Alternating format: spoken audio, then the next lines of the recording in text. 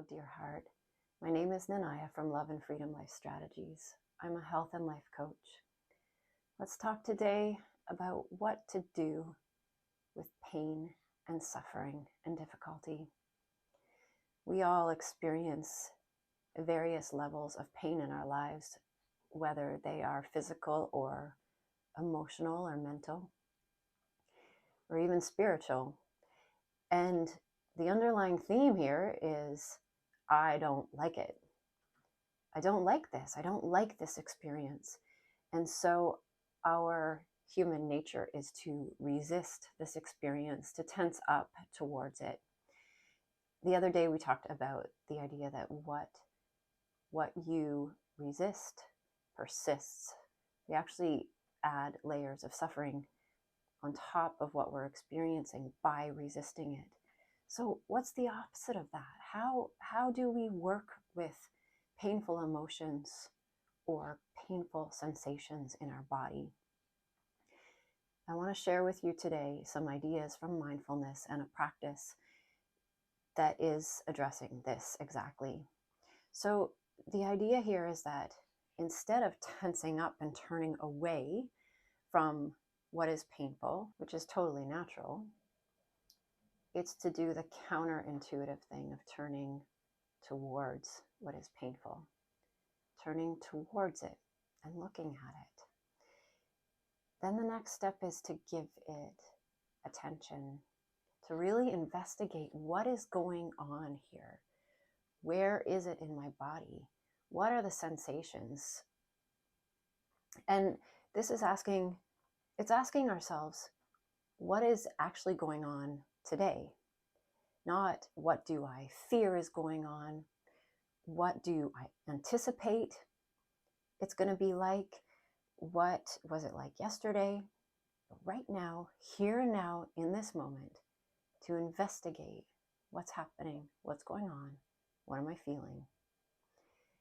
And then it is imperative that this is done with compassion, care, kindness, kind of like you would if you were dealing with a small child. You know, you'd say to them, "Oh, honey, what's going on? What's the matter? How can I help you?" So we deal with our pain and suffering with that kind of tenderness and that kind of gentle attention. This is imperative.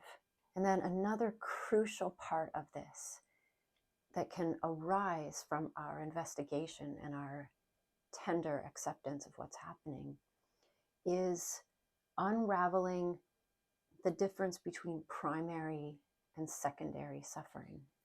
So often we experience an unpleasant sensation, whether it be physical or emotional, and we resist it. So we end up tensing up towards it, again, either physically or emotionally, but we tense up and we add onto it,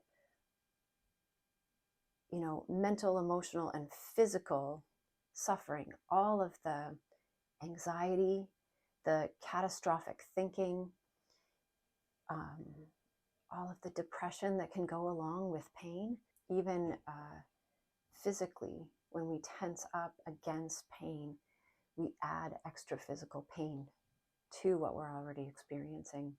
I am indebted to Vidyamala Burke in all of this. She's written a book, Living with Pain, and she has an organization called Breathworks. It's just brilliant. So I'll leave you a link in the description actually for a video of hers that is explaining much more articulately what it is that I'm trying to say today. She does this exercise with her students where a volunteer is sitting in a chair and on their lap is a blue cushion. And the blue cushion represents the primary pain. So say this person is struggling with migraines. The blue cushion represents the migraines, the actual pain that they're experiencing in their head.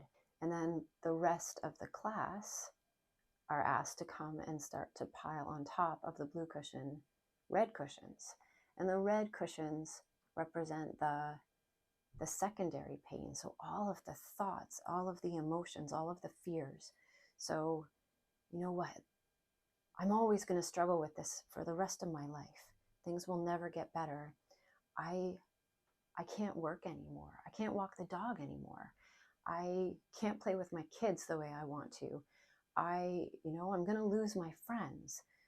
So all of this, anxious thoughts and the worries, all that goes along with the suffering, it's piled up on top to the point where the person in the chair can't even see.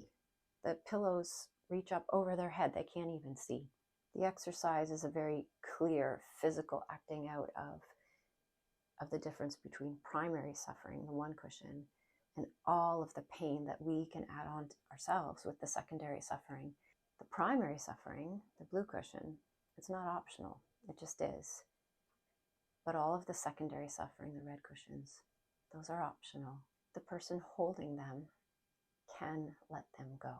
So the formula here is primary suffering, which is the unpleasant sensation, whether physical or mental or emotional, met with resistance, so plus resistance equals secondary suffering, equals an added burden that is actually optional and can be let go. In the description, I'm going to leave links to a couple meditations that are specifically for turning towards, that will lead you through this exercise of turning towards and then investigating with compassion and acceptance and tenderness, and kind of where to go with this, because then you're not left there just looking at the pain, but then it broadens out to what is pleasant.